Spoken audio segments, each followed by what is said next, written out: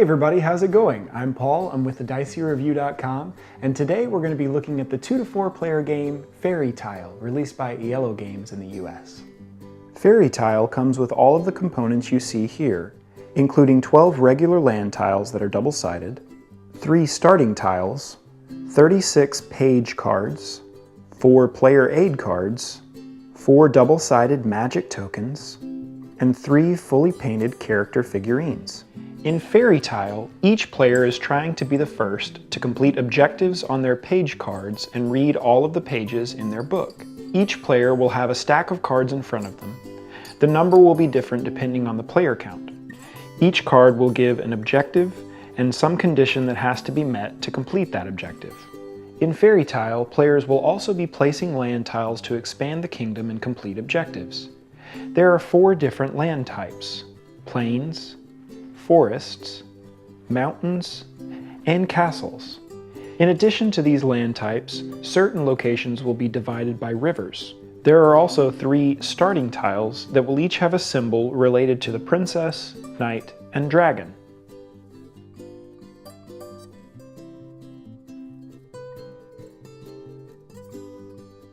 To begin setup, place the 3 starting land tiles on the table. Place them in a way so that the white corners make a circle in the middle of the tiles, and the river is connected. Place each of the figures on the spaces that match. Shuffle the normal land tiles to make a stack within easy reach of all players. Give a magic token with its blank side facing up to each player. Shuffle the 36 page cards and then deal them to each player so that everyone has the exact same amount. In a 4-player game, each player will have 9 cards. Make a face-down stack with the page cards that you received. This is your book. Each player can secretly draw and look at the first card in their book. It might also be helpful for each player to have a player aid to remind them the actions they can take on their turn. The oldest player is the first player. Beginning with the start player, the game is played over several consecutive turns until one player has told all of the stories in their book. When this happens, the game immediately ends. On a player's turn, they have one of 2 options. They can either develop their story and then recount an adventure if possible, or turn a page. Let's look at the first action, developing your story.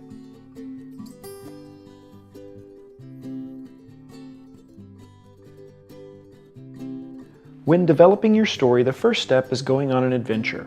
When a player goes on an adventure, they can either move a character or add a land tile. After executing one of these options, the players can recount the adventure if applicable. When a player takes the move character action, they can select any of the characters to move. Each character will move differently. The princess moves exactly 1 location space away, and she can also jump from castle to castle. If the princess starts her movement on a castle like we see here, she can move directly to another castle and then go to an adjacent location space. So for instance, the princess could move here and then end her movement by moving to this location. If the princess starts her movement on a tile that is not a castle, she can move up to 1 space away, and if she lands on a castle space, she can then jump to another castle. Alternatively, the princess could just move to an adjacent space. The knight can move exactly 2 spaces away from his starting position. So for instance, the knight could never move like this, ending in a zone that's adjacent to his starting space. He could never move to a space and then back to his starting space. He has to move 2 spaces away. So for instance, this would be a legal move. The dragon will fly in a straight line from its starting position until it reaches the edge of the kingdom. When the dragon moves, it has to move as far as possible, and it can't end its movement before reaching the edge of the kingdom. Characters can move through other characters, so for instance, this would be a legal move for the dragon. As you can see, it's moved in a straight line until it hits the edge of the kingdom. It's important to note that the dragon cannot move over gaps in the kingdom. So for instance, the dragon would not be able to move here. He could move to this edge, however. It's also important to note that characters can end their movement in the same tile as another character. So in this instance, the dragon would be able to end its move in the space with the princess. If a player doesn't want to move a character, they can instead choose to add a land tile. When a player takes this action, they take the top land tile off of the stack without turning it over, and they can add it to the kingdom following some placement rules. The tile must share 2 edges with the kingdom. So for instance, this would not be a legal placement as there would only be 1 edge. And if there's a river on the tile, you must place the tile in a way that the river is continued. So for instance, this would be a legal placement because at least 2 edges are touching and the river has been continued. If you can't place a tile in a way that would continue this river, the tile can't be placed. And if the stack of land tiles is completely empty, you can no longer take the place a tile action.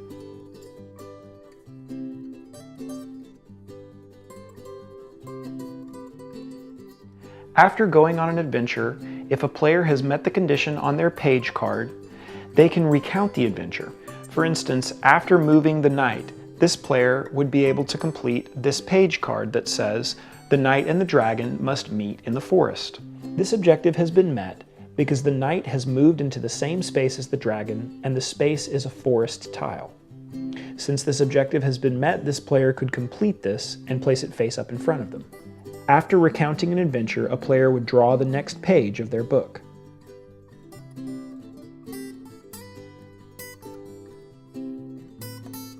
If a player decides not to go on an adventure or recount the adventure on their turn, they can instead choose to take the turn a page action.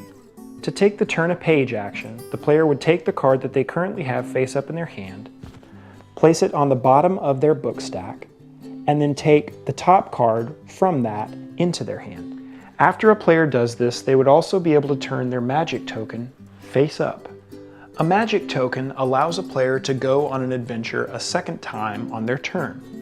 So for instance, a player could take their turn either adding land or moving a character, and then if they wanted to, they could flip this token over and then go on an additional adventure. It's important to note that players may still only recount 1 adventure per turn, even if they take a second action. It's important to note that even if players only have 1 card in their book stack, they can take the turn a page action simply to flip their magic token up. The game ends immediately as soon as a player recounts the adventure on the last page of their book. This player is the winner. There is an extremely rare case where an objective can't be fulfilled because you can't place any more land tiles. If this is the case, then you would lose and the other players continue the game. If every player has an unreachable objective, you are all lost in a never-ending story. There is no winner.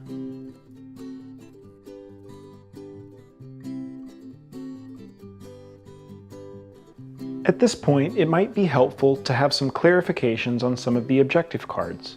Many objective cards will require a character to see other characters. A character can see any location space or other character that's in a straight line from their position. Distance doesn't matter.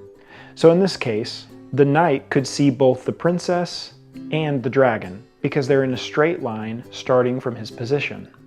It's important to note that a character can also see the location that they occupy. Some objectives state that a character has to see 3 lined up location spaces. These 3 spaces have to be visible by looking in one direction. In this instance, for example, this knight could see these 3 forest spaces. They're in a straight line, and the character can see the space that they occupy. In this instance, that objective would be met. Some cards will require a character visit a specific location. A character only visits a location if you have moved them so that they end their movement in this location on their turn.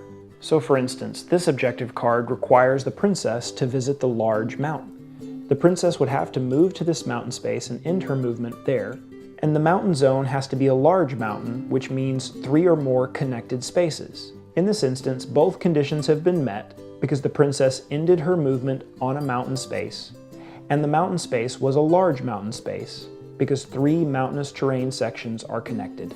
It's also important to note that the shape of the connection doesn't matter for a large terrain space. It can be in a straight line or curved in any direction so long as they are all connected.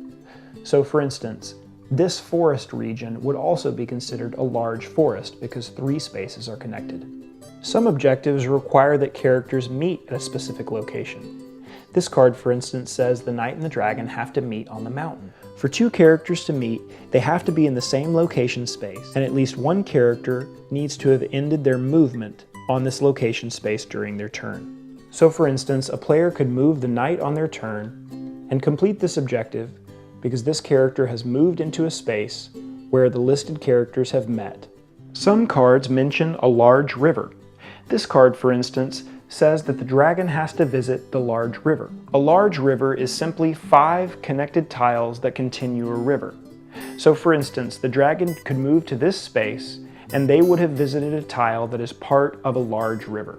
And finally, some objective cards will require a character to move over a specific space. To complete a move over objective, a character can either go through a space or they can end their movement on the space, such as we see here. Alright everybody, that was our video. Thanks so much for watching. We hope that it was helpful and we hope that it was informative. If you still have any questions about how to play the game, please leave a comment below or email us directly at thedicey@gmail.com. If you want to hear more from the Dicey Review, you can check out the Dicey Review podcast. It can be found on iTunes, Stitcher, TuneIn, and SoundCloud. You can also read our written reviews over at thedicey.review.com and connect with us at our guild at Board Game Geek. Thanks so much for watching, and until next time, we'll see you at the table.